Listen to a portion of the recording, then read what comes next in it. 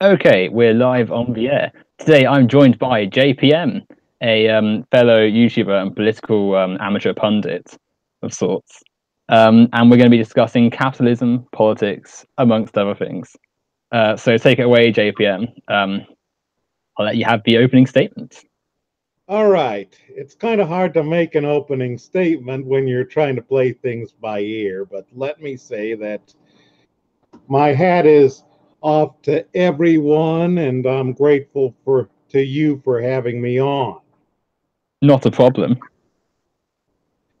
So anyway, as I say, I just play things by ear. I'm not so much of an idealist as a lot of other people. And well, let's just leave it at that. I haven't really prepared an opening statement for anyone. Oh, I didn't mean like a proper, like written out, Yeah, like I know.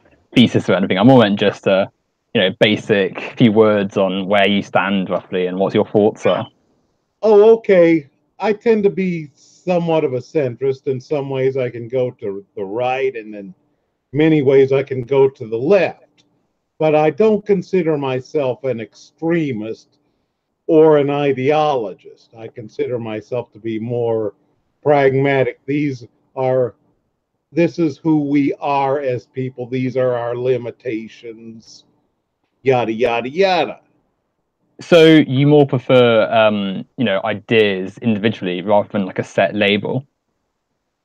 Yes, that's Okay, part. and Another part is I try to look at the world the way actually is, and try to work within the constraints of that world.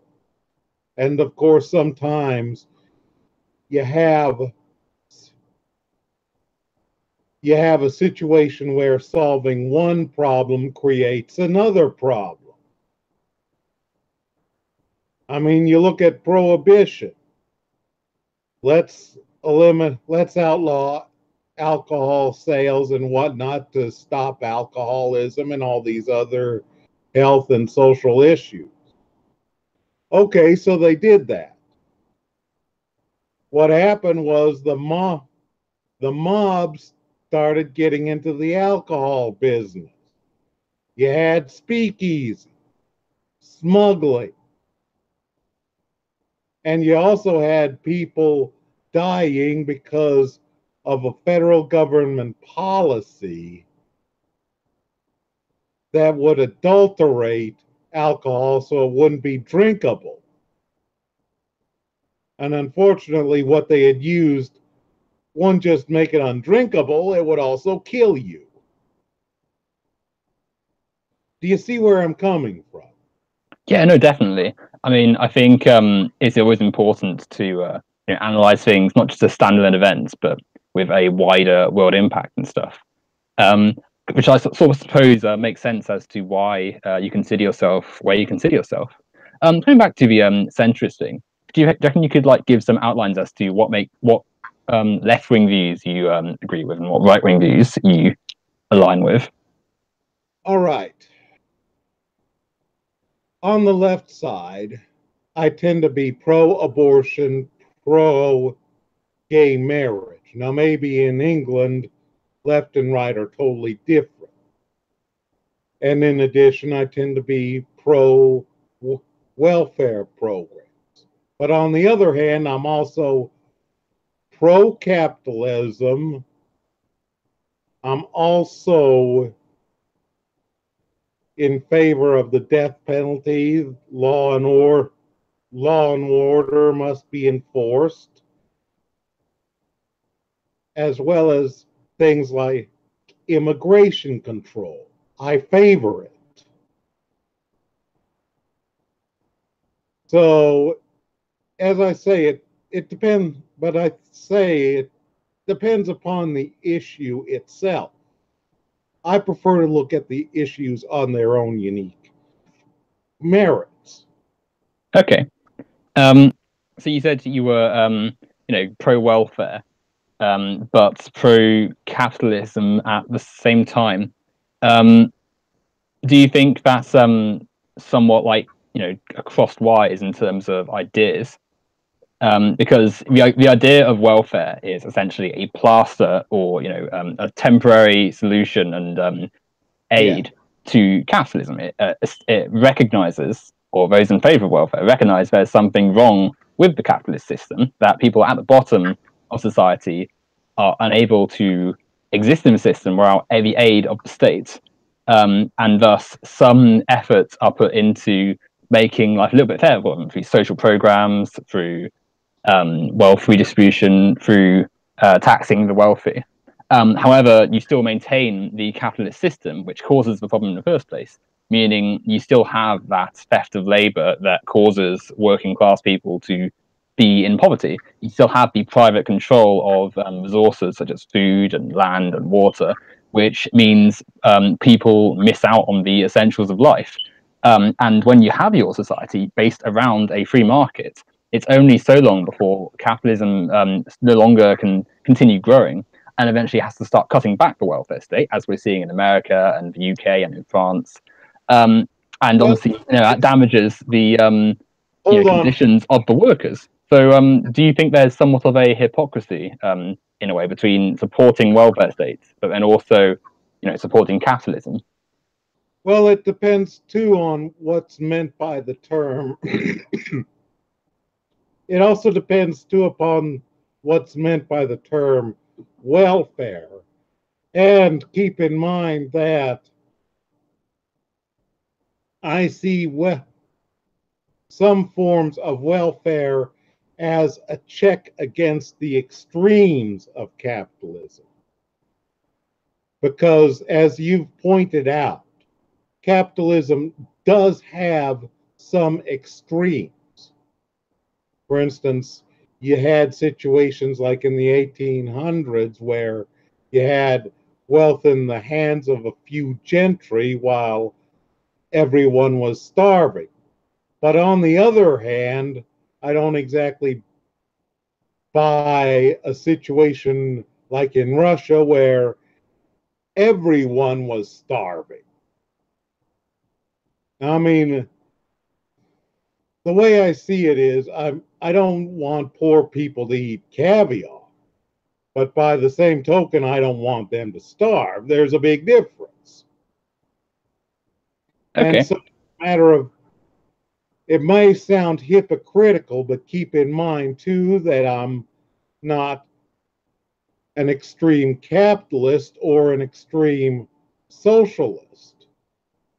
I'm more of in the middle.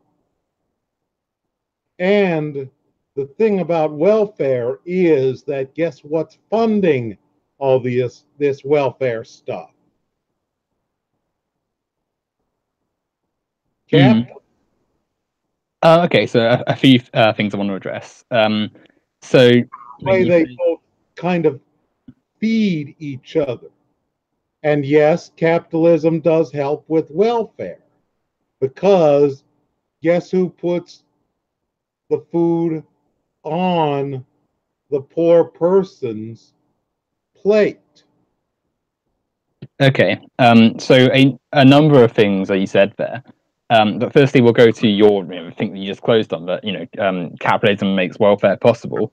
Well, I would instead say that capitalism is the whole reason the conditions that people under welfare have and face is the thing that causes the problems in society in the first place. Capitalism is obviously the commodification of all elements of life, including that of labor. It forces workers to sell their labor to obtain basic access to privately owned resources like food, water, land, education, etc., etc.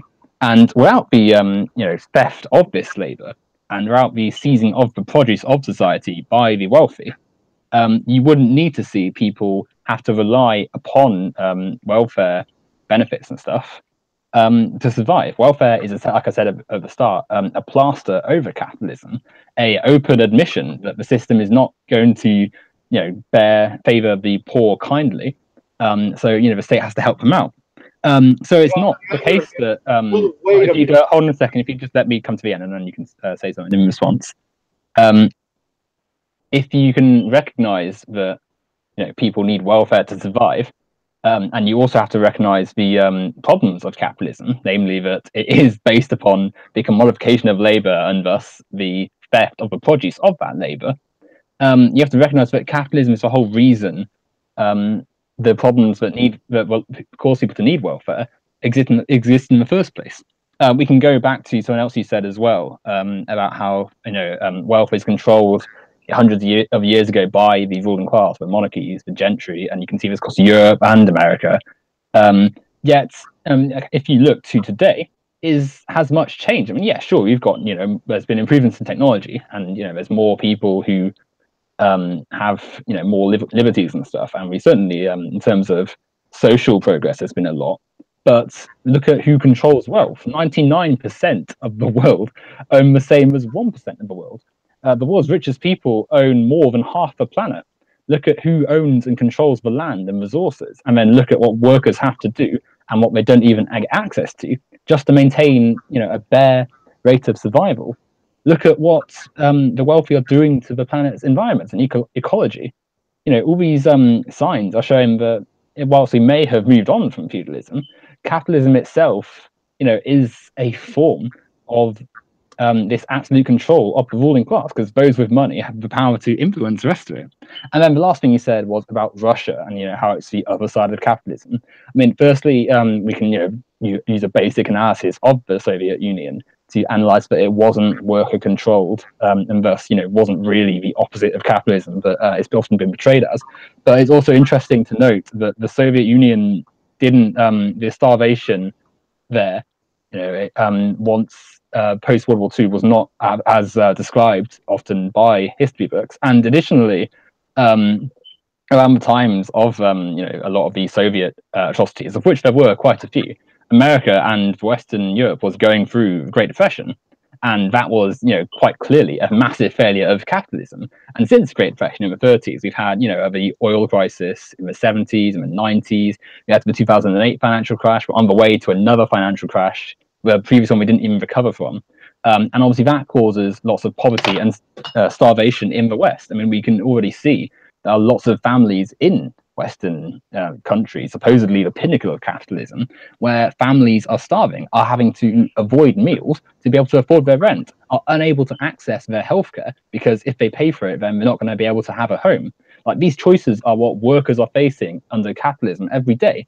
And literally, because of the conditions of capitalism that privatize and steal the control of produce for the wealthy, and then force workers into selling their labor to the capitalists to survive, and barely survive at that. So really, you have to ask yourself, why have we really moved forward in terms of the social network and framing of society from the 1800s? We still have a ruling class in control of society.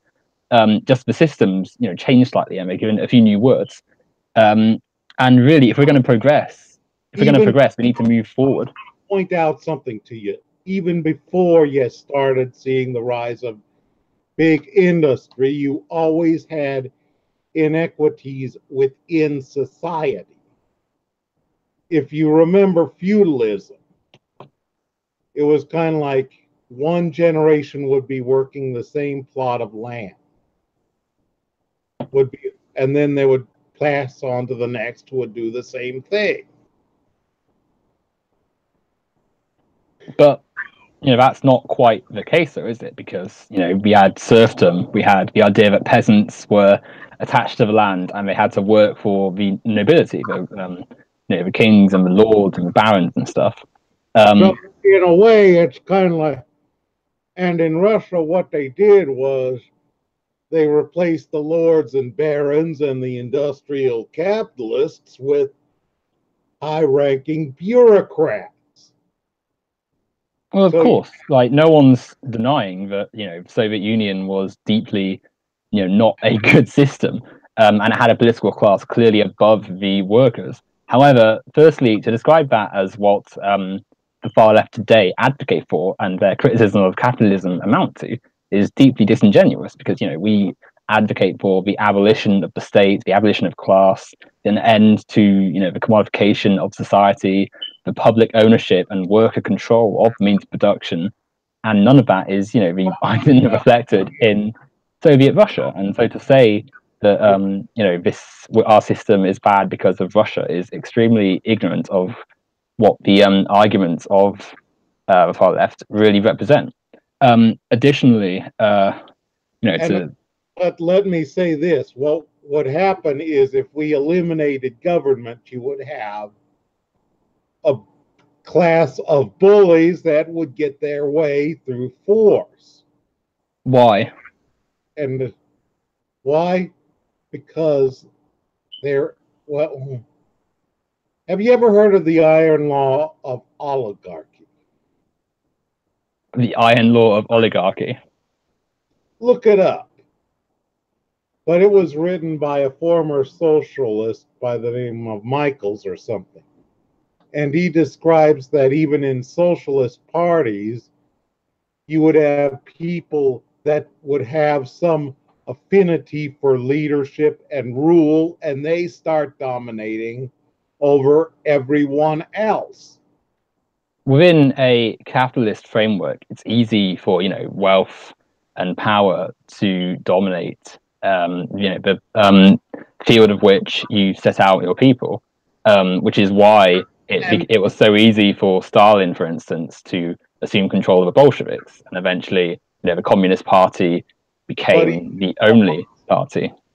Even amongst animals, you see such power dynamics, even though you have no wealth whatsoever. Yes, you look at lions. You have a dominant male, maybe a subordinate male that dominate the females. Then you have territorial fights amongst the animals amongst these male lions, and you might last as the head of the pride for maybe a few years before some up and coming male who's bigger and badder than you beats the crap out of you. But this isn't really a smooth translation to human situations, because firstly, humans are far more evolved than the animals of the savannah and stuff.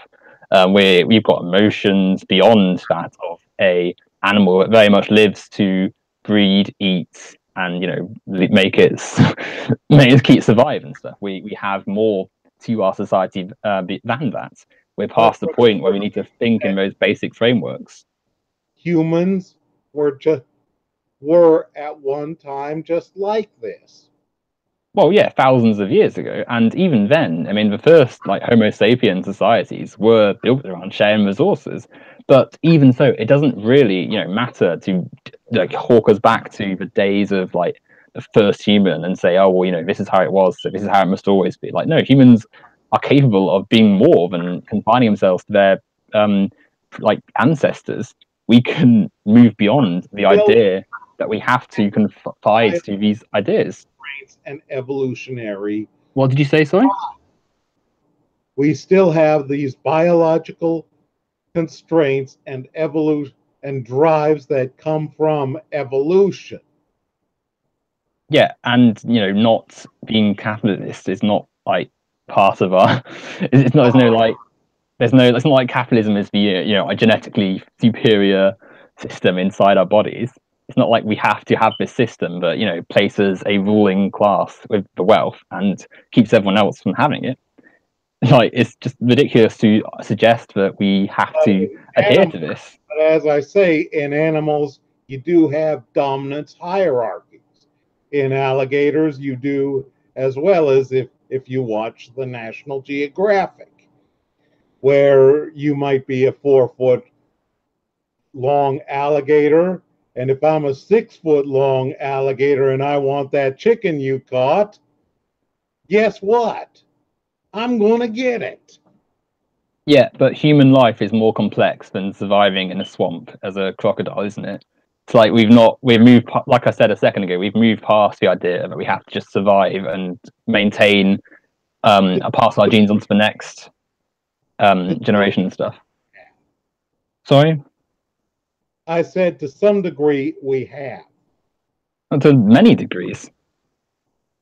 Well, that's what you would like to think. But the But thing about us humans is that we can come up with all sorts of rational reasons why we have such things.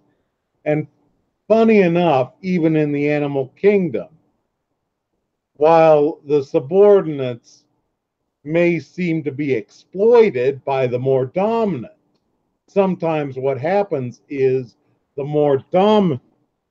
subordinates need the more dominant. For instance, in lions, the less dominant females depend upon the male to protect their young but from what males that would kill their young.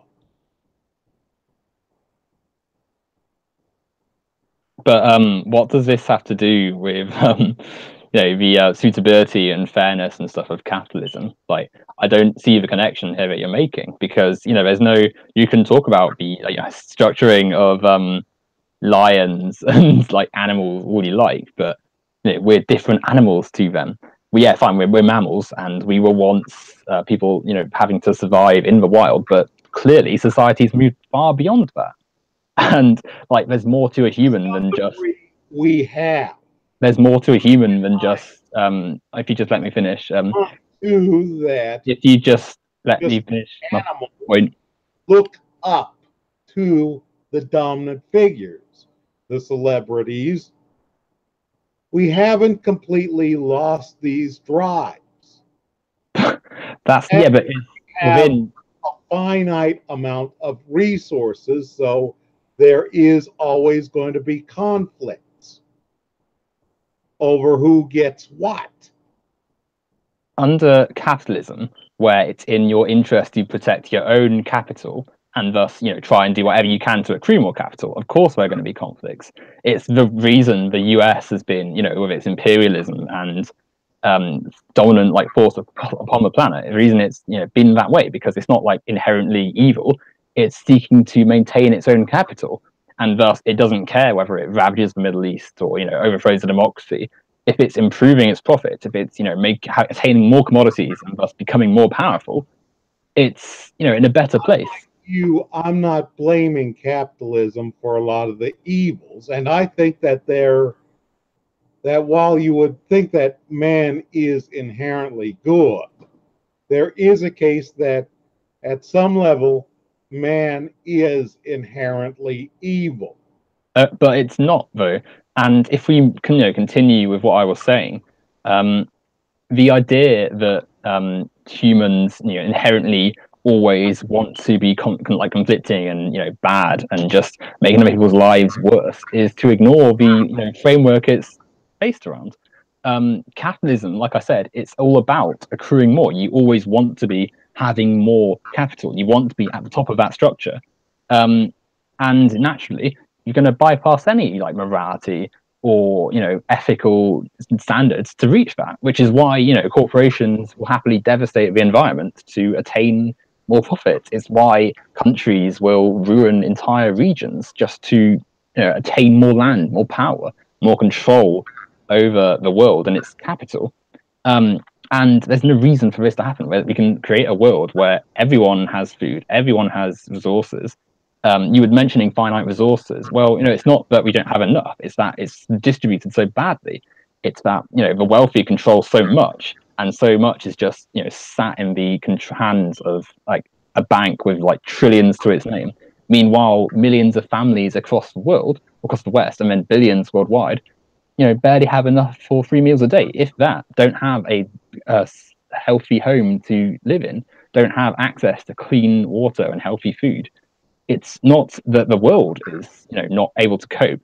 It's that capitalism is a poor system for distributing and meeting the needs of everyone, because inherently it's designed to maintain the capital and power over the rest of the world. And we could so easily address this. We don't have to like adhere to some biological reality if it's not even like the case.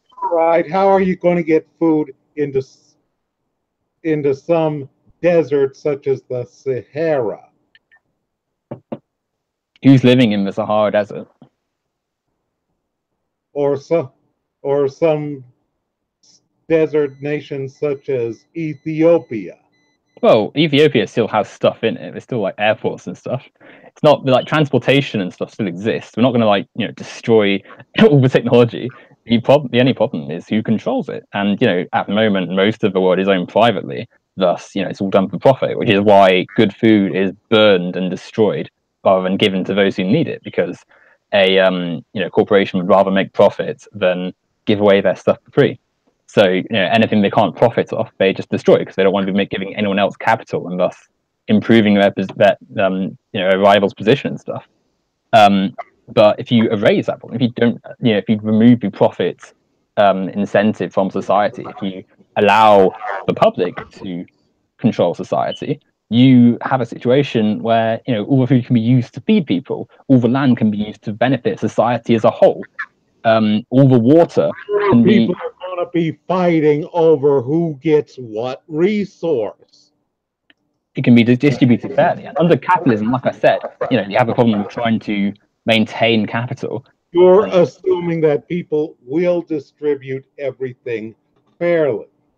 And I could argue that no, it may not happen. Well, that's a may. It may not if this happens, if that happens. But even if that's right, that's still, it's better to try than to continue with the current system where people starve needlessly. And for no reason other than the rich didn't want to give away their stuff that they stole from society. But I can tell you that you're using words such as stole as if they had walked into a store, stuffed something from something that's for sale into their pocket and walked out without paying for it. Well, I mean, essentially what we did with land.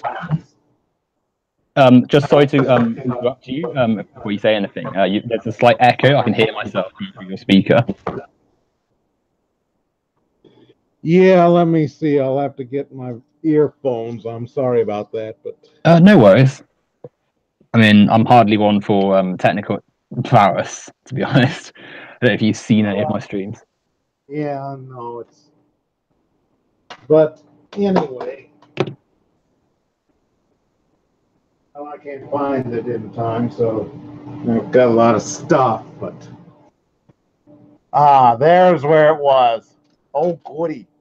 Hopefully I won't wind up turning off my computer by mistake. No problem. I mean, take as long as you want, so long as brain parts the day. Yes, our humans are flawed animals. Indeed. Right. Is this better? Actually, I can hear myself more now, I think. Actually, no, now it's fine. Hold on. Yeah, well, for some reason this isn't connecting right. No, now it sounds fine. I can't hear any echo anymore. Yeah, must be my speakers or something. Right. I think that's all fine then. Well, I can hear you. Can you hear me? Yes, I can, loud and clear. So we're good. Yeah, brilliant. Okay. Should I continue with what I was saying? I should respond to what you said. You were saying about how how it's not like the same as someone going into a store and taking something without paying for it. Well, in a way, it kind of is. I mean, if you trace back who owns what land, no matter how far back you go, you're always going to come back to the forceful, claiming of that land. So, for instance, America, was built upon the theft of land from the Native Americans by the colonialists from Europe. Latin America is another brilliant example of this. You could argue that that's the case with a whole lot of land if you look back enough. Exactly. That's why there shouldn't be privately owned land. It's all the result of theft. You could argue that if we were both male lions fighting over the same piece of turf, and I beat the crap out of you, that I stole your land. Well, yeah. I mean, that's not. I mean, firstly, the land wouldn't have been mine, anyway. It was just there. I just happen to be there. But secondly, like I said earlier, we're beyond the concept of lions in the jungle trying to survive, or the savannah rather.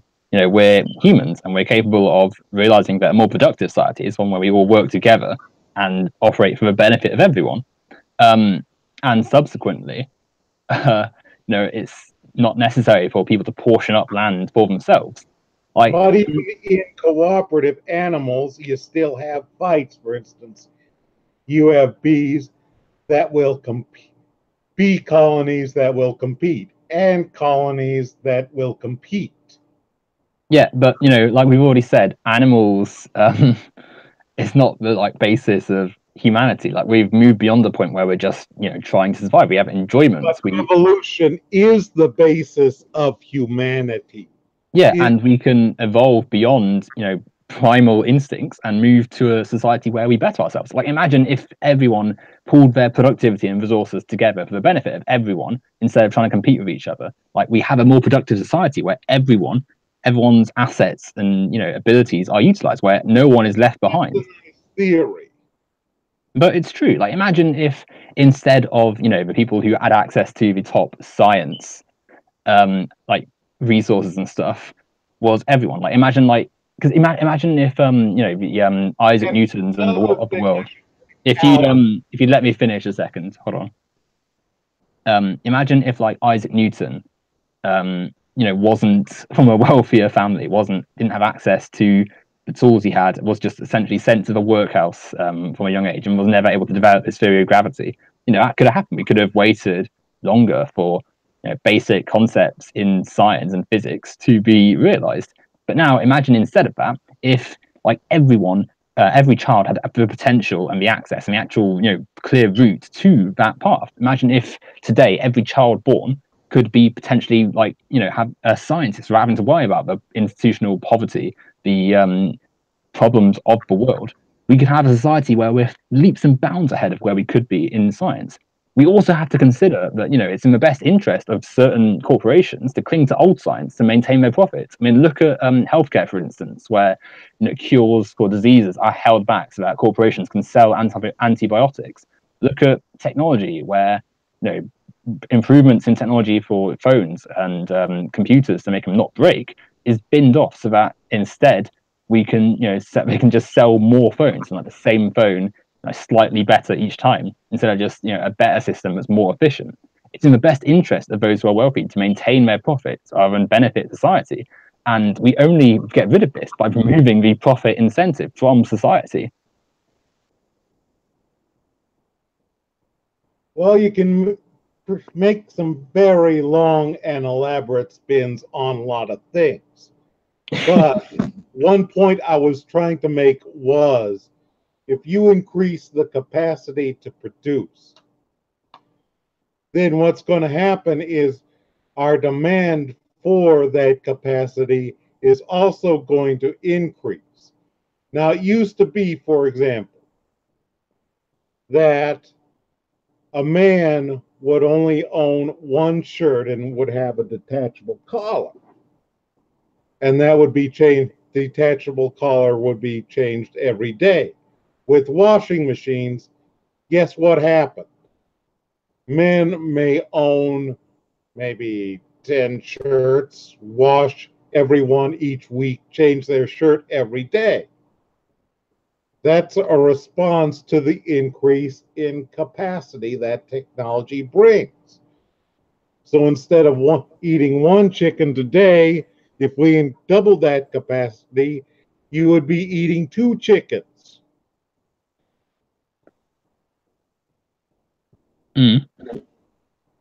So there wouldn't be any top. There wouldn't be any maximum capacity you would use. But there wouldn't. What do you mean there wouldn't be any maximum capacity? Well, what I mean is, if you increase the amount of labor that you can do a day, then the demand would increase. Yes, but that's one of the problems that Marxists originally had, was they assumed that if you increased capacity, there would be less work. Only that's correct, because we're heading to automation. I mean, look at what once took thousands of workers on a dockyard, and instead is now a few machines and maybe one person controlling them. The way the world's heading, we're removing the need for physical labor, and thus we should remove the need. What happen is you're going to have more people putting more demands upon that man. The more demands upon that one worker. But that's not even the case though, because their job becomes easier with time as machines improve. Like, you have to remember, look at where we were 100 years ago. I mean, look at where we are now. We have the capability to do like what once took thousands of labor hours in a few minutes. We have that power, and yet we choose to cling to a system that still maintains that we should work for basic survival. And there's not even enough jobs, and there's not enough there's no need for people to be working to do that. If we pool our resources, if we forget this idea that everyone has to work for their boss and their capitalist overlord, we can instead forge a society where we have maximum productivity, as all our robots and machines, our advancements in technology, are being used to better society. And you can say, oh yeah, the demands on that one person may increase, sorry, but then that's not even the case, because technology, as we know, makes people's jobs easier. But one thing I would point out is, if you eliminate, say, a fat cat capitalist like me in my three-piece suit. What, sorry? All right, if you eliminate the stereotypical capitalist in their three-piece suits, what can happen is this. You're going to get someone that dominates wearing a t-shirt, jeans, and a baseball cap that dominates. Meet your new boss, same as the old boss, different outfit.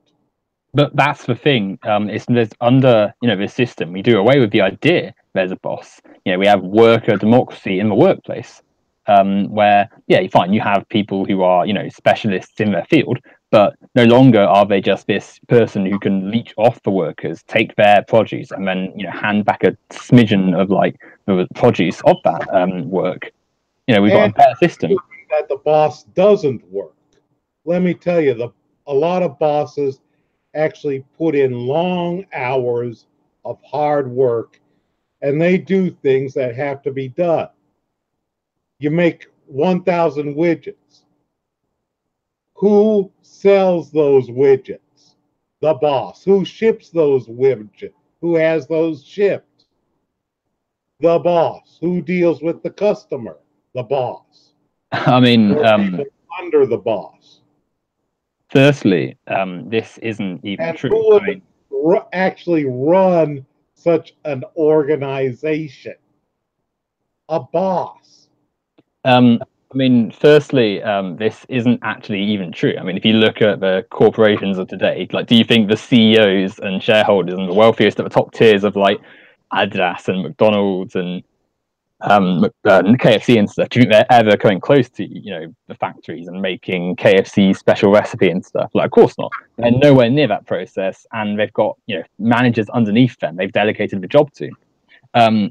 But secondly, even if they were this hardworking arbiter of effort and time, and if they're like really great and they're just like the dream boss, they're still not entitled to the labor of other people.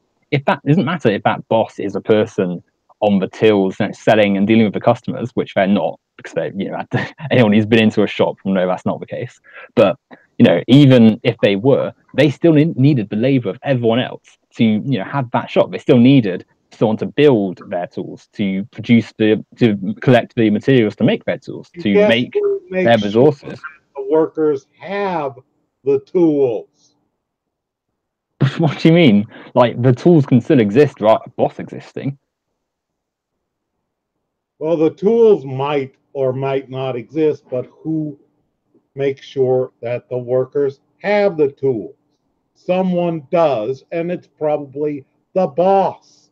But this is a false situation you're presenting here, because the capitalist. What about the supplies for? No, hold on. The Max. this is a false situation because the capitalists, they control the means of production. So of course they're going to have control of, the materials, the land where stuff happens. It's like, there's no choice. It's not like the workers are competing. It's the workers are forced to, go into this system. Otherwise they have no access to food and land and a home. And thus, they obviously are going to accept the conditions the capitalist lays out for them. What socialists and communists and the far left say is that land should be owned by all, that all content, all facets and elements of society should be controlled communally, societally, and thus you don't need this capitalist class that leeches off the workers, takes the produce of society. Make decisions about things like procuring supplies, maintaining the land, those involve decisions. Someone has to make those decisions. Workers collectively. I mean, obviously, you have specialized workers, like you have farmers specializing in irrigation and stuff. You have mechanics in the engineering and stuff. You just pluck people out at random, but it's still communally done. It's not just a private entity operating for its own profits as we see today. And that's the system we advocate for is better, because instead of one CEO saying, well, it's cheaper for me to just dump all my waste everywhere and ruin a river so I can save money, you think, oh, we can deal with our waste better. We can have a energy source that is renewable and isn't polluting the environment. We can do XYZ to benefit the local community. If we have a system that takes into account everyone, those types of, and who's thinking through all this stuff you're talking about? Everyone is together, like all the workers, and the specialized. It's like it's impossible for everyone to know everything. That's what I said. We've got specialized positions. It's not like we're just giving someone a Trivial Pursuit game with the world. It's like I said, the farmers in farming, the engineers in engineering, the sports people in sports. Like it's a world in which everyone uses their abilities and collaborates together. And again, like I said, you also have to bear in mind we're making massive technological advancements. We've got computers that can do a lot of this for us. So we don't even need masses of human labor. About computers, and the problem with computers is that they can't think intuitively. Well, I mean, not yet, and they still they still have a lot of power and thought behind their stuff. And yeah, fine, maybe someone human designed it, but if you got a computer that can plan out a farming system or work out the best place to put your wind turbine or something, you've got a lot of power in your hand. And if that power is held societally, think of the benefits that can be done. Do you see what I'm coming from here? Well, let's just say that I think that a lot of people put a lot of stock in computers. But what happens when something goes awry in a computer, on a computer? Who's going to spot it? A human being. Well, other computers can check computers. We have firewalls on computers that make sure our programs are safe for us. We have like I said, technology is improving, and to say, oh well, there might be risks. We could flip this around. What about the risks of privately owned functions of society, privately owned means of production, where the environment is going to waste because corporations care more for profits than they do the world around them? Because that's what capitalism is. It's about that making profit off your commodities. It's about accruing more capital. So BP, for instance, isn't going to care that they've ruined massive parts of the Gulf of Mexico, because their shareholders have more money. They've made more with their capital. So the current system is destroying the planet, quite literally. I mean, you only have to look at, for instance, the Great Barrier Reef in Australia, which has lost significant parts of the reef. In fact, some parts are just irreversible. We're never going to have them back. There's animals going extinct every day, some not even known about, because of the destruction of the habitat of the world.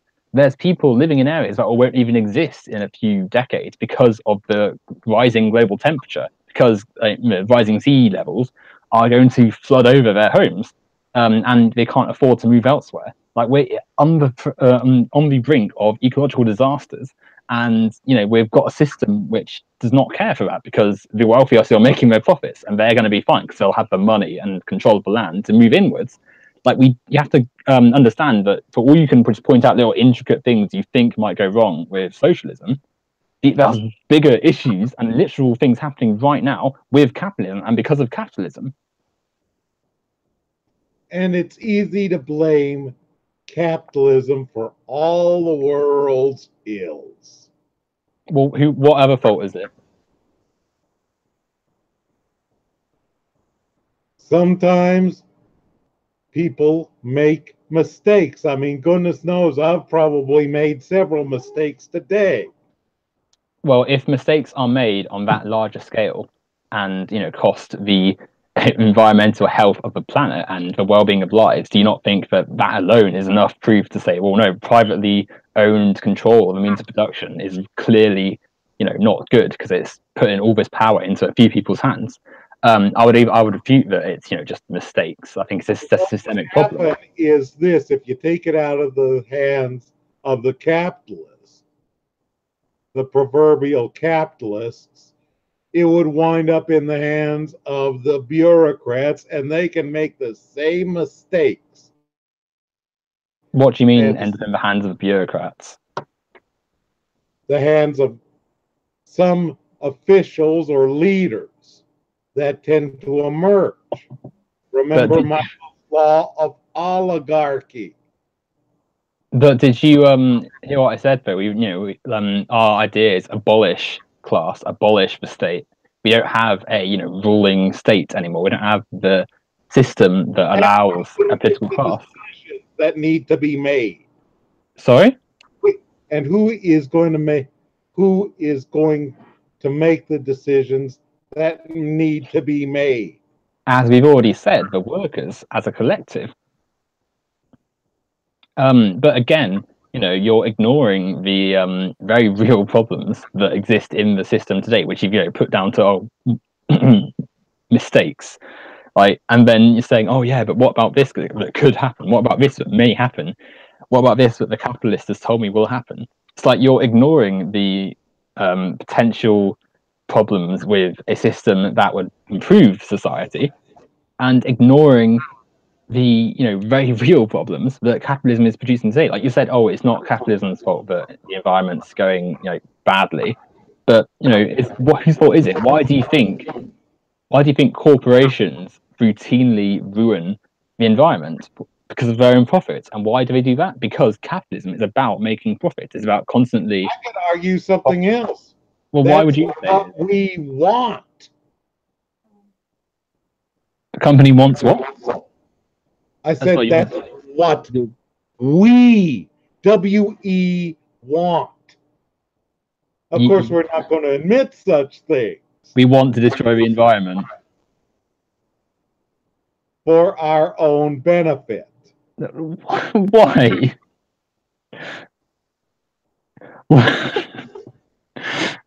Doesn't make any sense. Oh, it makes perfectly good sense. We want to destroy the world. Oh, it makes perfectly good sense. I mean, let's face it, we're greedy bastards. We want what benefits us. But why is that?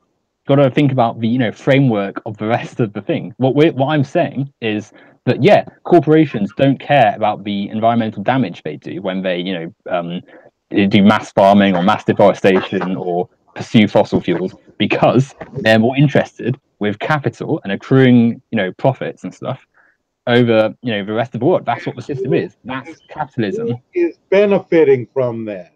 In many ways, we all are benefiting from it.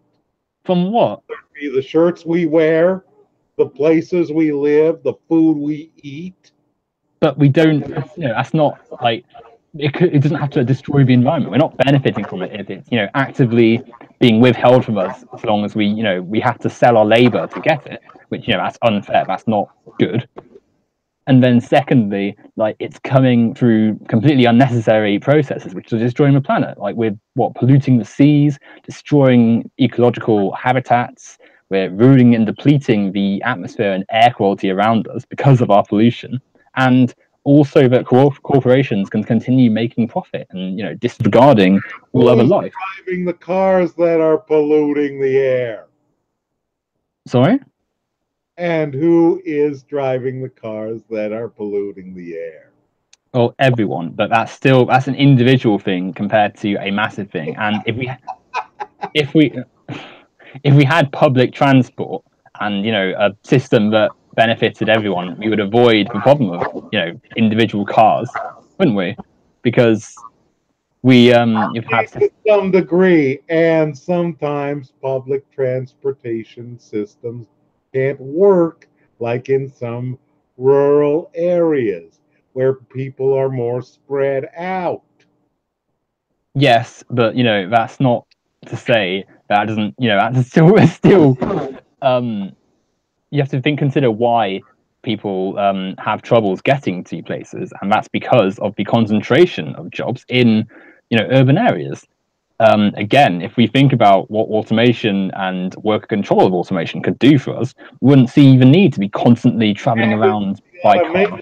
That also is contributing to the pollution. Then we can make automation. Sorry, you can make automation in a way that we aren't polluting.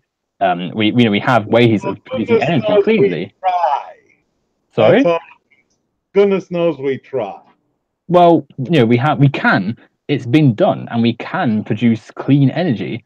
But it's in the best interest of those who own, oil fields and gas reserves to continue using non-renewable energy sources and polluting the environment because, profits matter more than the rest of the planet. Like, you're missing what I'm trying to say, which is that under this system of capitalism, it's natural that the world's going to be destroyed and that people are going to be bad because if it benefits their own capital and thus makes them more powerful actors on the international stage, then of course they're going to do it. It's why America has been, such an oppressive force, an imperialist nation, because of a constant need to be accruing capital. Also pretty imperialist. Who? The sun never set on the British Empire. Of course, no. I'm not going to for a second say anything positive about the British Empire. That's another example of trying to accrue capital. Like, I'm not trying to just be anti-American for the sake of it. I'm anti, the capitalism and the Western colonial powers. Why do you think Britain went around the world ravaging cultures, destroying nations for its empire to again? Also did that during World War II. Kid you not? Yeah, of course. In the name of capitalism and controlling more resources, they seized control of Korean resources for Japanese benefit. Capitalism 101: get your commodities, profit off them. Like, do you not see what I'm trying to say? Oh, I see what you're trying to say. I don't exactly completely buy the narrative or the phrase. But your narrative seems to be what man is evil. We just want to destroy the world. Like, I'm asking you to think of why the world's being damaged instead of just saying, "Oh yeah, men are bad." Because we are out for ourselves. Yeah, but why is that? Can you not see that's because of the system? It's part of us. But it's not. I mean, it goes back to being animals. Those male lions that fight, they're out for their own interest. It's just the same. But it's different when we're humans. We've evolved. We've got more than just animals in the savannah trying to survive. Like, we've said this quite a few times now. And there's no set human nature that says, "Oh yeah, we have to, care about ourselves over everything else." Like, why would we have friends? Why would we bother having family? Why would we bother doing anything that wasn't immediately benefiting ourselves? No, instead, humans are, fully functional beings that have more to them than just the arbitrary pursuit of more. It's the system that makes people selfish and individually focused and stuff. It's the system that makes corporations selfish even before the system came into being. Yeah, because of again, the societal conditions are selfish.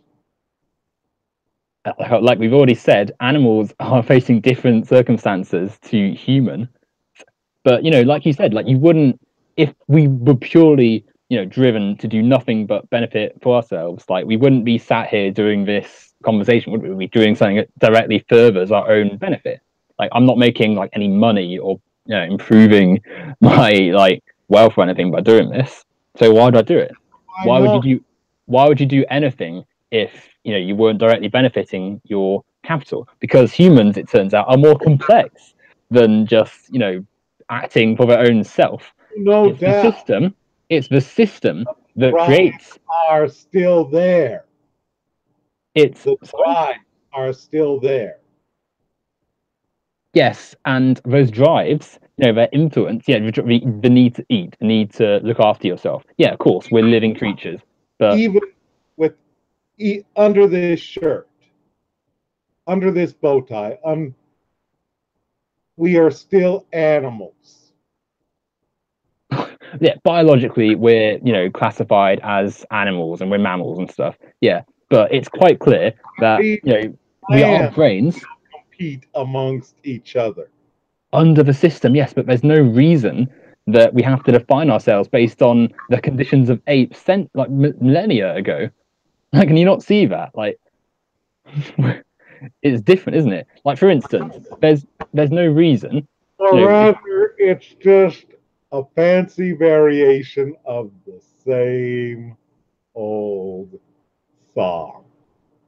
Well, if you could argue, oh, if you were, everything was trying to like survive, why are you smoking that cigarette? That's not helping you. That's not making your body better. But you're still doing it. That shows you that humanity is not some like animal that's been grown. It's a unique thing. There's culture and there's ideas and there's emotion beyond that of just basic animals. And if you can't see that, then I don't really like get how you can like sit here Just and looking at things on the computer screen. It's kind of hard to do when you're visually impaired, but that's okay. why I'm so close to the camera like that. Sorry. Well, I was just looking at some stuff on the computer. That's why you saw my face so up close to the camera. That's okay. I'm not fussed about that. Just, um, like the ideas you're saying, you're ignoring the fact that for centuries humans have been in set conditions based on them by a ruling class. And beyond that, sorry, it's echoing again. Well, for me, the reason I sound like I'm ignoring it is it's more like the sky is blue. I don't have to say that because everyone knows it. We take it for granted. But the sky, like, what does that have to do with the conditions I'm talking about, the situation of capitalism? Like, you can't just ignore the clear systemic fault and say, oh yeah, it's just our nature. That doesn't address anything. That doesn't show anything. That doesn't who says that I am ignoring this? As I said before, capitalism is flawed. And in that way, I think we agree. But on the other hand, and yes, that's why we need some types of checks, such as governments, as well as welfare.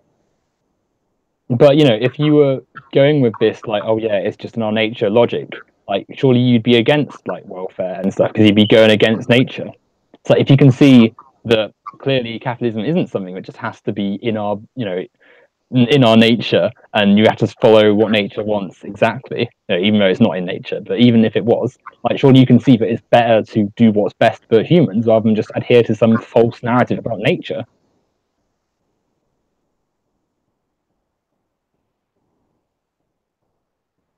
Well, nature tends to be very impersonal. Yeah, but exactly, that's what I'm trying to say. Like, you've just said that, capitalism, the system currently is, part of nature. It's nature's, like, it's in our natural drive, supposedly. But then you're saying, oh, I have no problem with welfare and, curtailing capitalism in some places, which, surely wouldn't be what you'd want because you say, oh, nature's just the way. So why is it okay to go against nature sometimes, but not all the time? Like, if what you were saying, like if we were accepting your argument that capitalism is part of nature, which it's not, but if we were to accept that temporarily for the purposes of this thought experiment, can you not see the flawed logic? And another part of this is that even if I can explain it, I'm not justifying it. I'm just saying this is the way it is. Let's work within this system to maybe make the world a better place. But we can't work within this system to make the world a better place. That's the point. I mean, like you said, welfare helps people who are at the bottom of capitalism, bottom of society, get by. But as we're seeing, because capitalism can't infinitely sustain itself, because eventually it will stop growing, we're seeing the welfare state damaged and destroyed. In the UK, certainly benefits and social programs have been slashed massively. The NHS, for instance, cut massively, all to maintain the wealth and capital and profits of the wealthiest, the capitalist class. So clearly, it's not going to work within the system, because whilst we have it, we're always going to be placed at the mercy of the capitalist class. It's why, for instance, Donald Trump, he's cutting back state benefits, cutting back healthcare programs. Eliminate the capitalist class. What would happen is you would get a new class of people that dominate. No, firstly, that's not true, and secondly, that doesn't. Michael's iron law of oligarchy. Firstly, right, this isn't true of anti-capitalism, and secondly, that doesn't even answer the point I was trying to make. Like, do you not see what I'm saying about capitalism itself? Like, a system that favors profits over people will always devolve into one of misery, where most people are going to be suffering because the wealthy control all the wealth. The tenets of fascism, the end stage of capitalism, is one where the capitalist class are doing anything to sustain their power, suppressing workers, maintaining authoritarian control, having complete private control of property and stuff. Like, it's important to recognize this.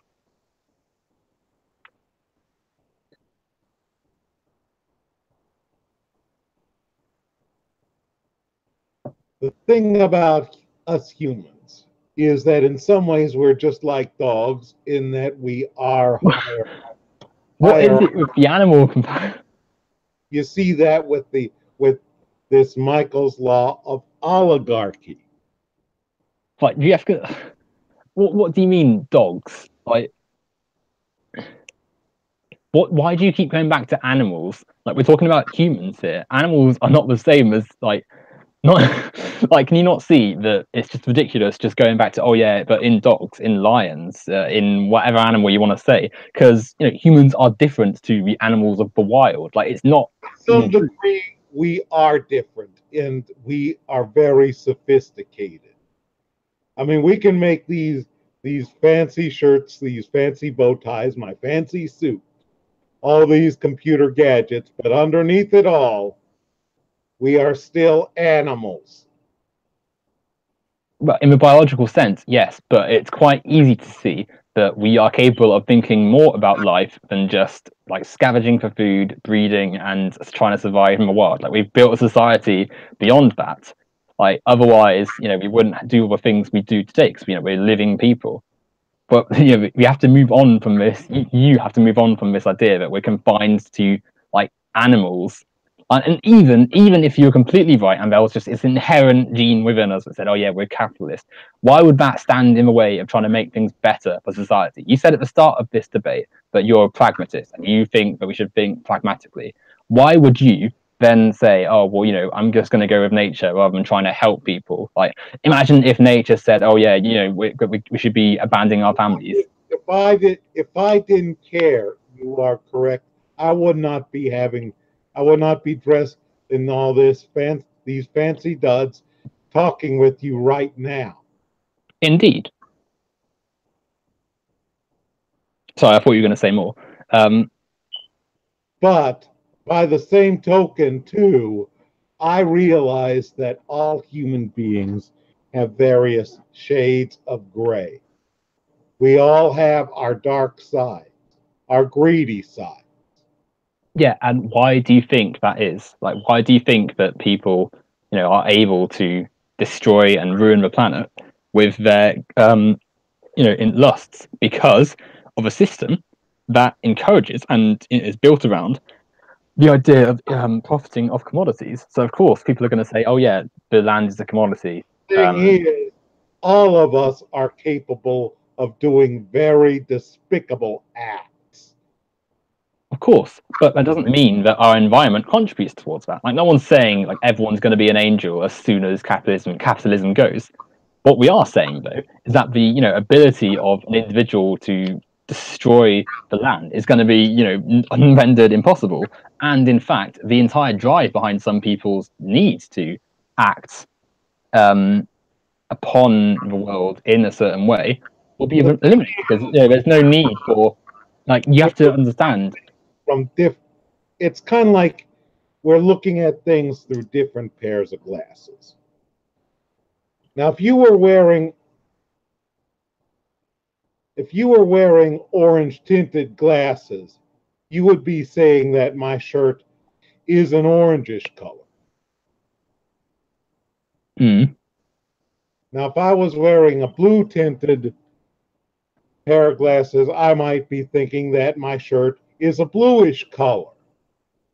Whereas if you were wearing orange tinted glasses, you would be saying my shirt is orange, correct?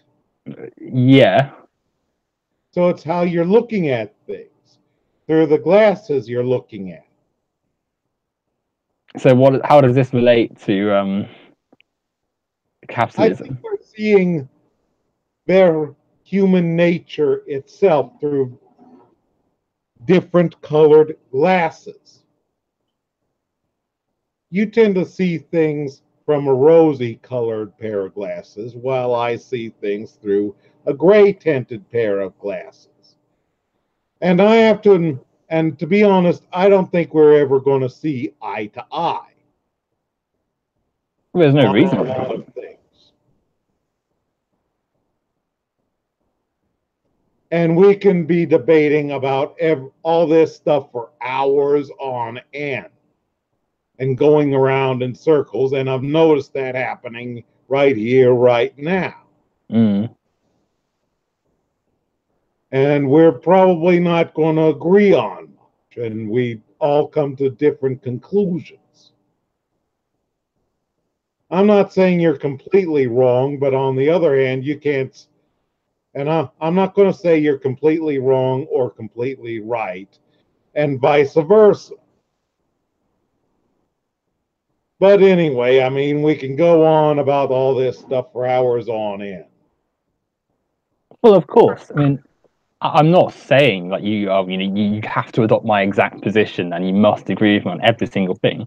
But I think it's important for you to recognise that there's some pretty massive flaws in your logic and stuff in regards to your defenses of capitalism. I mean, you haven't really even defended the system. You just sort of said, "Oh, it's in our nature," and made a few vague statements about how you think the bosses provide like the materials and stuff, which sort of defeat themselves once you realise that it's a question crafted from capitalist logic in the first place.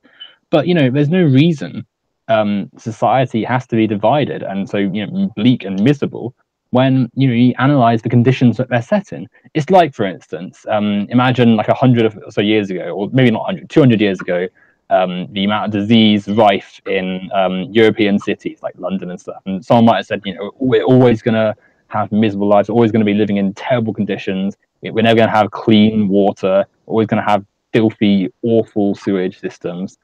But like someone could have said, "Oh well, there's no reason for this to be like this. We could improve our conditions." And then someone else would say, "Oh well, no, it's always been like this. It's in our nature to just live around our fecal waste." But we improved. We realized no, it doesn't have to be like this, and improved our conditions.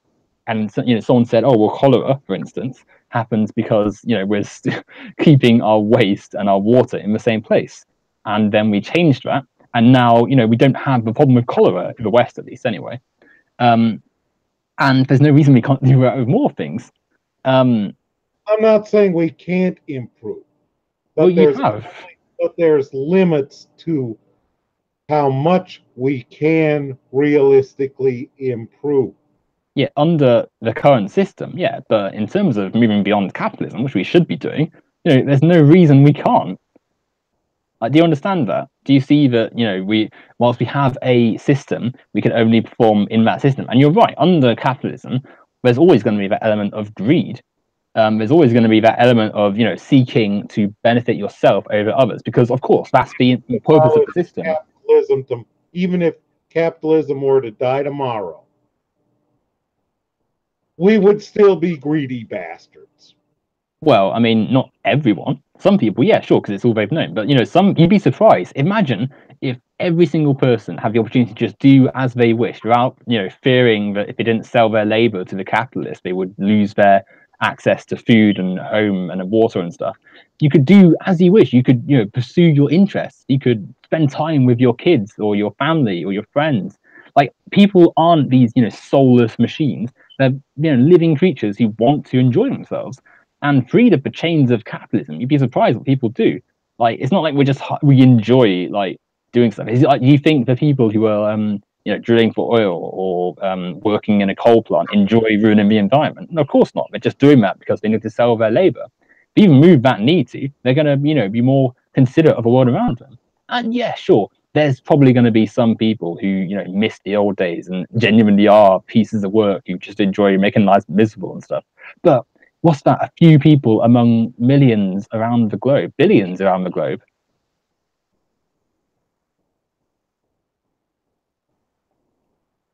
When I was young, I was idealistic. I believed that we would all have all this harmony, understanding, the dawn of Aquarius, and it all seems like a pipe dream. It all seems like a pipe dream these days. But there's enough. That's a correct analysis of society. Ideals under capitalism, under the system we have, yeah, of course they're going to be flawed because the reality of the system is things are deeply unfair. But there's nothing immature or childish. Are flawed. We forget. Of course, but there's no reason to have a system. Blind. We are greedy. We're going around in circles. There's no reason to have a system that just is clearly built on unfair. Why should the greed of a few people on top determine the rest of society? But going back to what I was saying a second ago, yeah, it's fine to have ideals and it's normal to recognize the system isn't going to reflect them. But instead of just saying, oh yeah, well that's how it is, we should analyze the system. We should recognize, no, there are some fundamental unfairities about life. It is wrong for this system to be like this. There's no reason for us to be ruining the planet and ruining people's lives just to maintain, a ruling class taking our labor, profiting off it, and then handing us back a fraction of the produce. We can make a better society, is what I'm trying to say. There's no reason for it to be like this.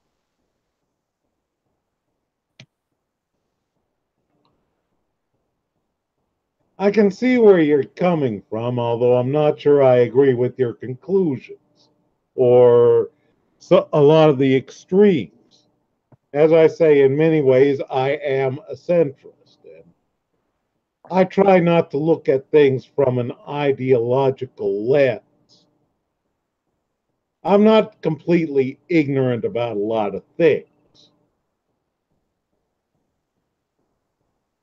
But I realized that there is only so much improvement that us humans can make.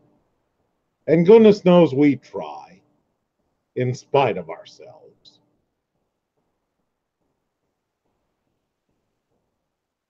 Yeah, but that doesn't mean we have to adhere to this system. Like, it's for all you can say, oh we try. Like, if we don't try and improve the system, then what is the point? I mean, surely you should be able to observe that something is fundamentally wrong in a system where wealth and land and resources are all controlled by a tiny smidge of society, all while the environment is being devastated. And people are suffering in some of the wealthiest nations on the planet. And just the way we analyze the system should be one that concludes that we need change. Really so? Sorry? And is this really the case? Is what really the case? That only maybe a few people dominate everything As in like wealth and stuff. Yes, as well as, and you talk a lot about things like theft. One can argue that you're using emotionally laden words to describe something that's going on. Now, I know a bit about Marxism, a little bit, and it works off of the premise of conflict. Well, conflict is inherent within human nature itself. Now, just as there is cooperation in human beings, there is also conflict. Anyway, I know I'm not very good at articulating a lot of things. No, it's fine. It's And in many ways, I'm moderate. I can let things go to some degree, but no further. okay. Well, I mean, I feel as though we should sort of conclude our sort of thread on capitalism anyway, and sort of move on to the other field we were sort of like thinking of talking about, which would be feminism. Um, All right, let's do that. if you wanted to just to address your last point there about how about wealth control, it is it's not I'm not making this up. Like wealth is vastly unequal across the world. If you look at, I mean, yeah, exactly. Like nation to nation, the wealthy to the poor, just the way the world is distributed clearly makes it like obvious that change is needed. I mean, you can look at just food and energy and who's consuming, and it's just clearly not fair. But anyway, on to feminism. What's your stance on that? Well, originally, feminism was about trying to obtain equal rights for women. Now, I have no problem with equal rights, but the thing is, with equal rights comes equal responsibilities. And I think that a lot of feminists are starting to lose sight of it. And I think it's also getting into extremes like criticizing a lot of video games. And of course, you got your BuzzFeed feminists that'll say, "You're treating me badly. You won't even talk to me. You're discriminating against me by refusing to talk to me," or various other things, you know? I can't say I do know.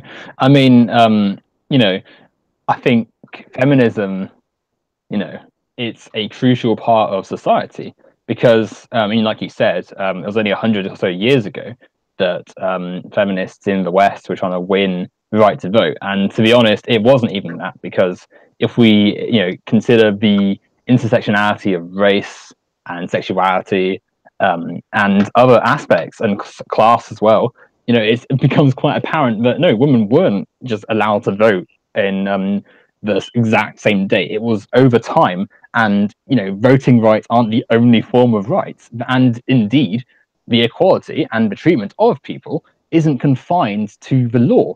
Like you don't have to be. It doesn't Now, have to be legal. I'll Sorry. admit that there are institutional barriers and that there is inequities in pay. But I think that a lot of these feminists that want equal outcomes forget that some jobs require a high degree of knowledge. For example, in order to be a pilot, you have to be able to fly by instrument. You have to know concepts such as V1, V2, various other things, aeronautical The, conditions and whatnot. The point I'm making is a lot of jobs require specialized knowledge bases that require years and years to build up. the thing Now is, that though, sorry, were you going to say something? well, I was trying to make a point here. The thing is that a lot of income is based upon that, and we do value a lot of technical fields over a lot of people fields. Now, maybe that's unfair, but that's the way it is. And of course, if you are if you favor women being equal to men. Then if a woman cold-bloodedly kills a man sadistically, would you have a problem hanging? So is that an open question to me? Yes. I mean, I don't favour the death penalty, so no. But I think I can address all these points in sort of one, sort of one monologue. Okay, so like the idea that feminists just say, oh yeah, well it's not 50-50 men to women, is sort of disingenuous. Feminists analyze the conditions that jobs exist in, and question whether the conditions are fair. So, for instance, the gearing of women towards more female traditional roles over male ones. The idea, like you said, the institutional sexism and the clear misogyny that exists in the upper echelons of hiring processes in many companies. The idea that women are more geared towards being, the household person, therefore they're worth less in value. That you mentioned STEM. A lot of the problems in STEM for women come from internal ideas about the way women function in the workplace. The idea that, like, sort of the also capitalist idea that labor hours shows your worth, and therefore that women who get pregnant and then raise children. We're talking about things like STEM. I also pointed out that if you let me finish, hold on. Space that is required. For instance, if you're doing some programming, do you know what a GCC is? Yeah, I heard all about it. If you'd let me, if you'd let me just finish what I was saying. If you'd let me just finish what I was saying. So yeah, obviously there's a lot of knowledge that goes into being a pilot or an engineer. No one's saying that. No one's saying they should just be given the job. But there's conditions that lead to that. How are the institutions from early schooling to the very top level of academic studies? There's biases, there's problems. The fact you ignore a lot of the real issues that are going on. For instance, it's beyond just jobs and stuff. Abortion rights, for instance. Look at what the current administration in the United States is doing for abortion. Look at how many men think that their own view on, their own incorrect views about life trump that of the bodily autonomy of women. Just for the record, I'm actually pro-choice. Yeah, exactly. Yeah, that's good. That's expected. But there's people who aren't. There's plenty of people who aren't. You only have to look at the administration in the US at the moment to demonstrate that.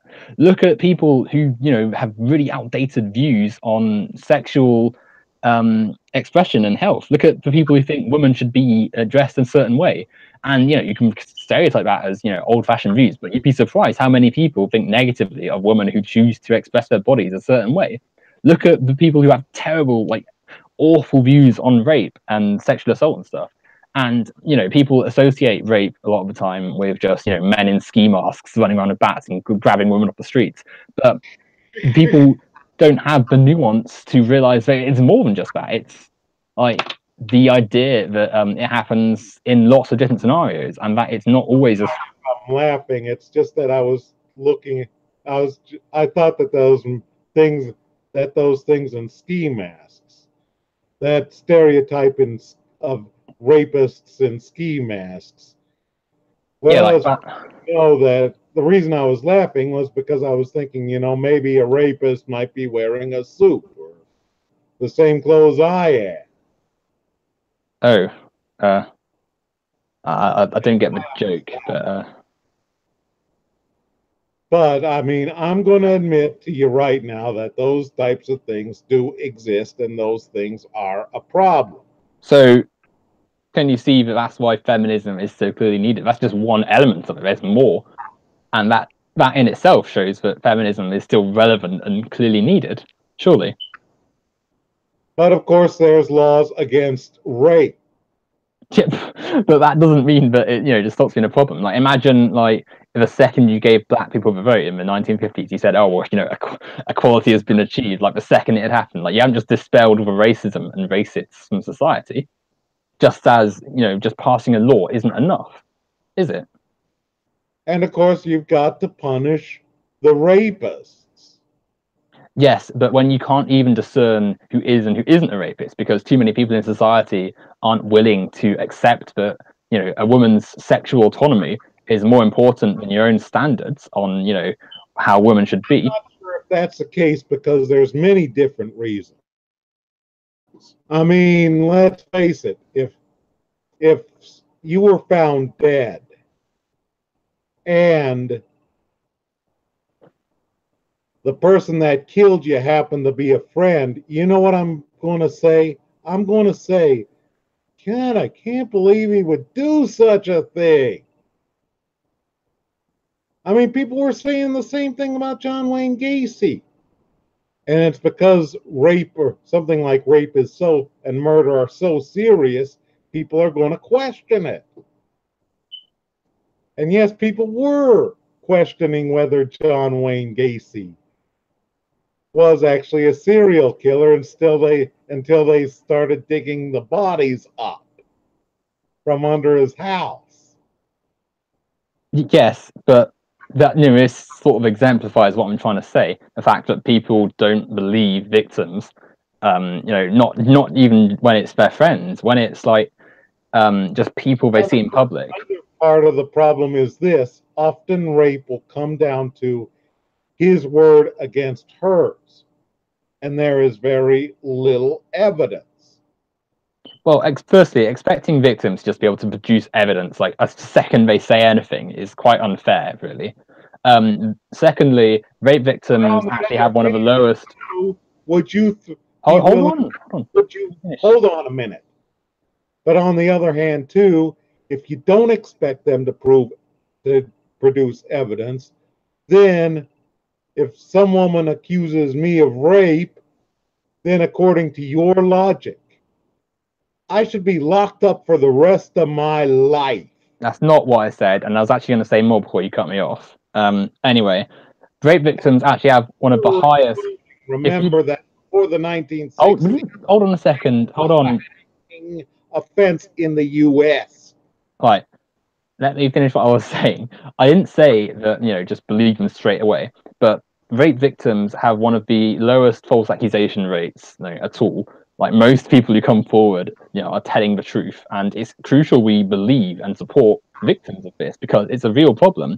You have to also bear in mind that, but for all the rapes that are reported, there's rape and sexual assault and sexual harassment that isn't, for fears of consequences for what happens if they do.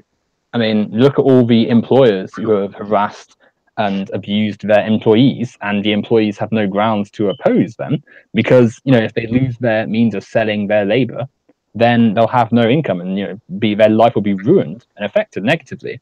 You got the attitudes about reputation, the idea that somehow it's the victim's fault, and you can see that in the response to all the Me Too stuff that's come out and the Harvey Weinstein stuff.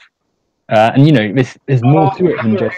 Too, you get people that will willy-nilly make all sorts of accusations. And if someone, as part of this Me Too campaign, made an accusation that I raped her, and it turns out she lived in Nebraska, and I haven't been to Nebraska in years, then guess what? I'm going to sue her. She's probably going to buy my next suit from Savile Row. Yes, but can you not? These cases are few and far between. Like the percentile of people who lie about this stuff is like one of the smallest compared to other crimes. Like, do you not understand that? And the fact that there are such misconceptions about this is further proof that feminism is so crucial. Like, I mean, I think it's quite insulting to be confronted with all this like these cases of people coming forward and saying, yeah, I've had this experience of like rape or assault or something, and then say, oh well, we can't accept this. Trials. That was a listen and believe. But it's not listen and believe. Like, it's a case of people coming out against What I was saying, well, that's what you look at the Salem witch trials. People were making all sorts of stories about all these people doing all sorts of witchcraft. A lot of those people were executed for that. Mm. And then it turns out that the whole thing wasn't true. Yeah, the Salem witch trials, and the Crucible, which was a And book. of course, you also had things like McCarthyism. Yes, the persecution of left wingers and communists in America. Yeah, this is Where it's hardly the people, same thing to. or people who had maybe some ideas that sounded communist at first glance being accused of being communist, or even the person on the street. Yes, but this is, I think it's quite insulting to compare this to a movement, or a rising trend of people being more confident to reveal that they were the victims of rape or assault. And like we've said, like the difference, you have to look at the context. The Salem witch trials happened in a time of religious like religious Puritan dominance, regressive gender roles, the idea that girls were these innocent, um, naive creatures. They couldn't possibly be ever lying. It was easy to see the conditions. McCarthyism came at a time of American uncertainty. They just entered a Cold War against Russia. They were concerned about national security, and so naturally, a scheming politician came up with the idea that everyone who was a bit anti-American and a bit left-wing is a Russian spy communist. Conversely, we clearly have a problem with rape culture and toxic masculinity and patriarchal values and all that stuff in Western culture and in the world in general. We have these issues that we've had for centuries, let alone recently. So it's when it turns out a isolated culture in acting and stuff, Hollywood comes out and lots of high profile men get exposed for mistreating their female colleagues and stuff. To compare it to that is ridiculous. Like, it's actually quite insulting, really. Well, I mean, it's not surprising when you consider that the movie business itself is brutal. A lot of people go to Hollywood wanting to be in the movies. And as the song from Dionne Warwick says, yeah, do you know the way to San Jose? And all the stars that never were are pumping cars, parking cars and pumping gas. That kind of bit. But I mean, it's brutal. And I'm not completely saying that Harvey Weinstein is innocent. Far from it. And I'm sure that there are a lot of creepy guys in Hollywood. But that's the thing, though. It's not just that they're creepy. It's the fact that they come off and they're celebrated. They come off as charming and they're celebrated, and they're some of the most high-profile people around. And it's the fact that they don't, they're not like this stereotype of like the weird guy in the basement, preying on young women. It's people who are celebrated and openly like revered in our culture, and yet their actions are normalized by the Eventually, system. it becomes to such a point where a date with an actor goes south, and the whole thing becomes part of this Me Too campaign. But Do you that's not the case, though, is it? Because that's a pretty gross like representation of what's gone on. It's not just that it's been bad sex or bad dates. It's been no, they've enroached my personal autonomy. They've been sexist. They've harassed me. Like, some of the stories are really horrific, and they weren't going to come to light until the Me Too movement started. So to disregard it all as oh, it's just fake, it's just bad experiences hyped up as rape and stuff is really insulting, actually. But on the other hand, you did see that story where that woman did have that date with an actor and the whole thing went bad. She didn't accuse him of rape, and yet these Me Tooers were making were cooking this up into something that made a lot of publicity. So so a date that went bad gets blown up in the public press. Okay, Do you, well, firstly, I don't know. Sorry. do you think that there is something wrong with Me Too at that point? So, I mean, even if this is true, this is one incident among many.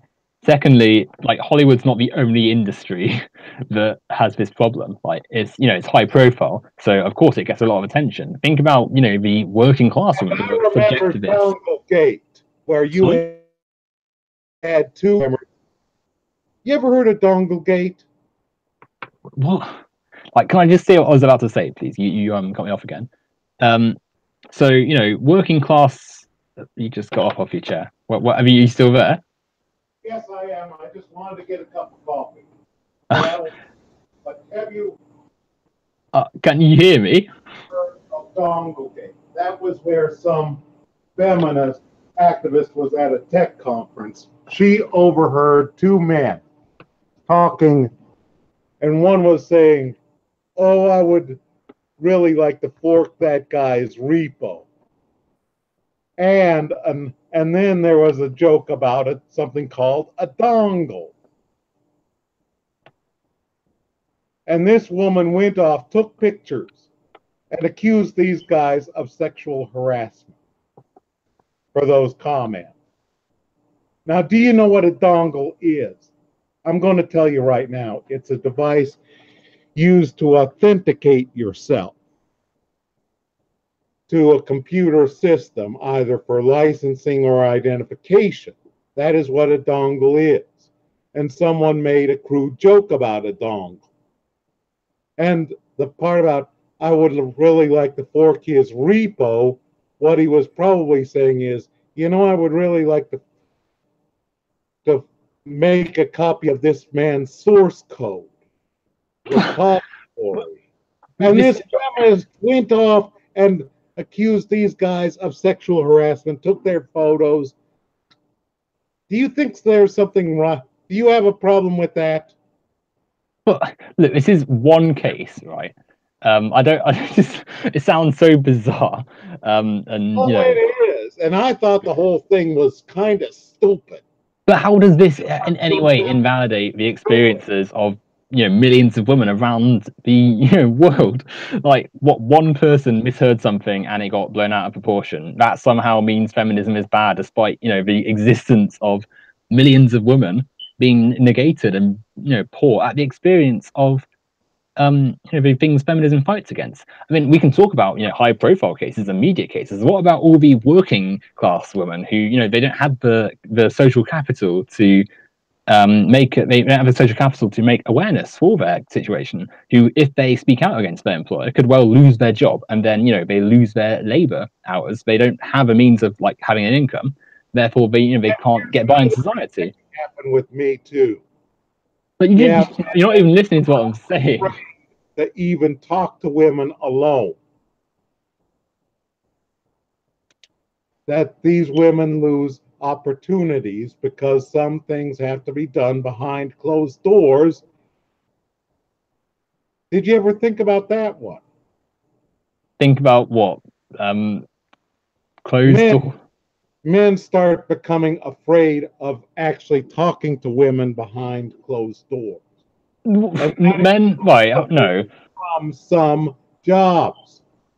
men don't like the only men who worry about talking to women behind closed doors are men who clearly have some issues. It's not the woman's fault that men feel uncomfortable, being Actually, around that's women. an institutional policy in some places these days because of accusations. That's ridiculous, though. Like you can't blame the women, the victims, for Well, reporting that's like the way incidents. things are evolving, my friend. That's no, that's wrong, isn't it? Like if the correct response should be, don't harass women, and then you won't get reported. Like, believe it or not, women don't just make this stuff up. It's a real issue, and the fact they're got the courage and the bravery to finally come out in such a sexist environment and say no, there is a problem here, shouldn't be met with like, oh, it's linked to segregation in the workplace. No, it should be, oh well, we should be addressing our problems. And if some men are worried that they're going to be reported, well, maybe we should think about what they're doing to get themselves reported. Like if they're being inappropriate, if they're Men are going to go over, and some companies, it's not. Some men get so scared that they won't even talk to women behind closed doors. And like it or not, a lot of jobs have to be done behind closed doors. Well, look, like, right. If there's a man who's worried about, talking to women behind closed doors because of like women coming forward about sexual harassment, then that's completely on that man. And frankly, they shouldn't be in a public environment if they're, that worried about that stuff. Like, if you can't control yourself to the point that you're worried about getting like, Or maybe the man is trying to do his job. how would a woman being in the workplace with him be a problem, though? With a workplace policy that says don't talk to women behind closed doors. But that's not the fault of the woman. That's not the fault of a feminist. That's the fault of a clearly deeply sexist workplace that thinks that men and women should be separated. Like, can you not see this isn't the like feminists' fault? Part of that could come from such movements. The companies get scared. They institute these types of policies. But that's not the fault of the feminists, though. You can't blame the woman for coming forward for some company making a stupid law. I don't even think that's the case, but it's men who are insecure about their actions because they know they've clearly been doing something wrong, and then saying, oh, we men, we can't do anything these days, we just get accused of harassment, when it's stuff they've been doing which has been inappropriate and sexist. Like, most people and lots of people in society, like, they don't need to worry about this because they don't harass women. It's only the men who are inappropriate or unpleasant towards women. There are some women that do sexually harass men. Of course, no, I've never said that's not the case, but that doesn't change the fact that there's clearly a power, dominance. There's clearly a trend here. Like, there's no one more than feminists who say, yeah, men face this, too, but that doesn't change the fact that this predominantly happens to women from male assaulters and stuff. What happens is you may start getting companies and people that are so scared that they institute policies and procedures where it becomes impossible for them to get accused of sexual harassment. That's why you have situations where women would not be allowed to talk to men behind closed doors. Yeah, but that's either the fault of the men who can't have a conversation with a woman about it resulting in sexual harassment, or the company for separating their workplace rather than addressing the systemic problem. And as a society, if that was happening, we shouldn't be saying, "Oh, it's the fault of the feminists for coming forward about sexual harassment." It should be acting that way. I think not. Maybe he's responding to something such as the company policy, or the company becoming so fearful about such potential situations that nothing gets done. But that's just not the case, though. We should be analysing the societal conditions that make men, afraid to not sexually harass someone. If that is the case, then that's ridiculous. Can you not see the clear lack of logic here? Like, you should be thinking, oh no, this is if men are incapable of being in a room with women about behind closed doors about sexually assaulting them. Maybe the problem isn't that men aren't incapable of behaving themselves. I mean, goodness knows I try. But guess what? I might not be going to some woman's apartment or talking with a woman alone because I might be worried that I might get accused of it should something go south. You would only be accused of sexual harassment if you actually sexually harassed someone. Like, it's not really that hard. I mean, you're laughing. People lie. People misinterpret things. Don't misinterpret things. Yeah. For instance, I might say something like, well, the HTTP protocol is just like a wham, bam, thank you, ma'am. Some woman might say, good God, you're talking about, you've got a dirty mind, you sexual harassing jackass. Whereas what I was really describing was a certain computer protocol. I think like the context of that would differ and change and stuff, but I mean like it's not. Take things out of context. Yes, but you have to consider that in a workplace, you're not going to be like making double entendres and then saying, "Oh, well, actually, I was meaning this." Like, it's not. That's not going to be happening. Well, actually, I thought that was a very good description of the HTTP protocol. Look it up yourself. That's not like for goodness sake, women in the workplace they tend to like speak about sexual harassment stuff when it's sexual harassment, not when it's like the odd comment. And you'd be surprised how much women put up with. It's not like they just like at the first whiff of something they instantly go off. They have to because because of sexism and patriarchal values, they've had to adapt to the conditions and they have to put up with a lot. There was a woman who actually went off when a man was joking about a dongo and joking about, God, I would love to fork his repo. I mean, never mind that forking or making a copy of source code is actually part and parcel of a programmer's jobs and is actually a pretty good idea. Like that example is one thing against the plethora of situations. I mean, I've even got like friends who've been through, or female friends who've been through horrific stuff, which sort of is just a one case example out of many that demonstrates the need for feminism. Like it's not just like for every one thing you can pull up, there'll be dozens, thousands, millions of cases of sexism that show the need for feminism. And just quickly, it's becoming quite late in the UK, and I have to be up early tomorrow. So we're gonna be drawing this to a close soon. I don't agree, and as I say, I can see some important things, but I think that sometimes it goes way, way too far and way, way overboard, and that's going to have consequences.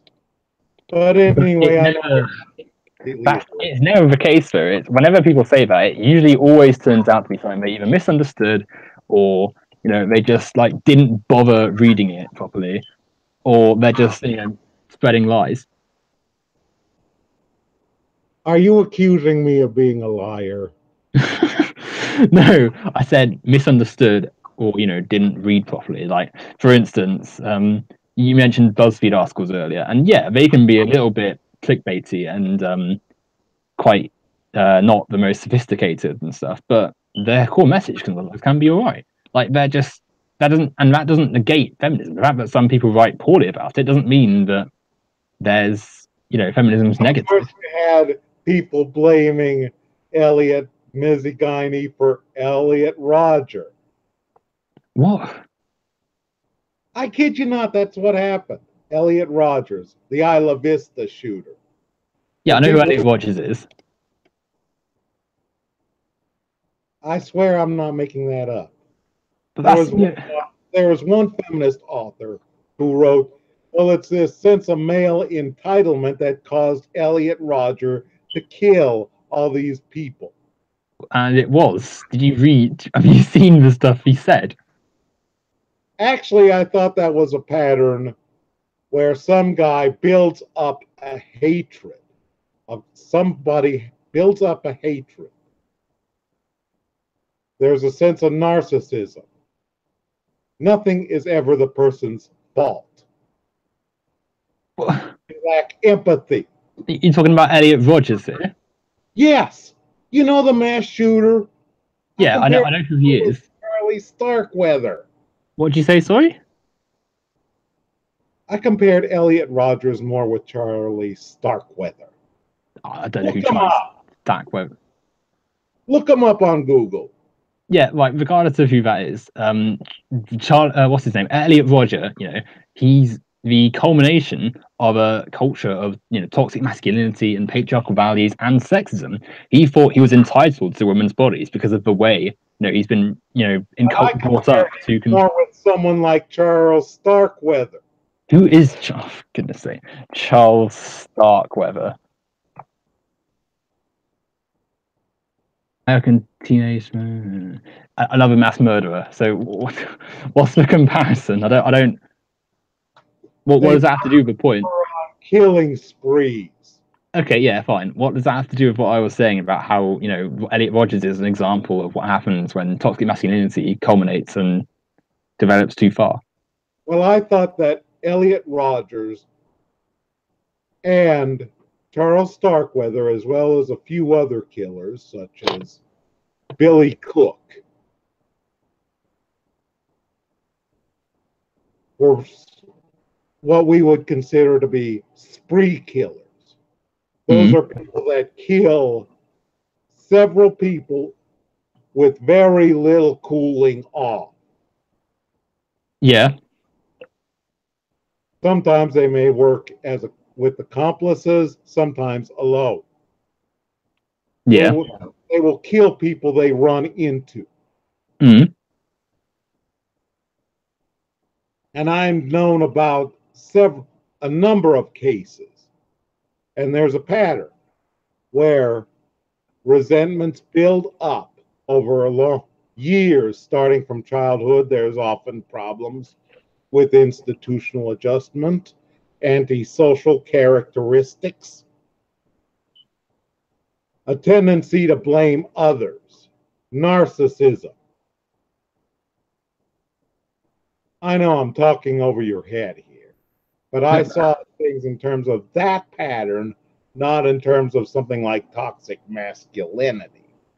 Well, I mean, I don't see how you can say that with Elliot Rodger, because yeah, fine, narcissism. Yeah, he was arrogant, he was full of himself, but specifically his ideas about women, his views on women, his view that women's bodies were something for a man to be entitled to. That he was just it was women's fault. That I was looking at the manifesto. I was looking not so much at the manifesto, but how can you not look at them? A pattern of long-standing maladjustment, narcissistic traits, inability to empathize with other people.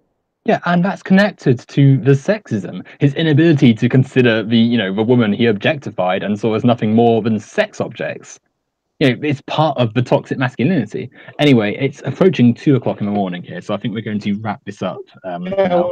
We'll never agree on anything, but it was quite a discussion. Yeah, no, it was enjoyable. I mean, I don't think many debates end with the two parties agreeing necessarily, but I hope there's stuff to consider. Yeah, well, I'll talk to you all later. Yeah, it's been lovely having you on, JTM. Yeah, later. Let me see if I can. All right. Thank you, everyone, for watching. This has been Owen McDonald and JTM, and our debate about politics and feminism. Thanks, everyone, again, and tune in next time for more lovely debates. Thanks, everyone. Good night.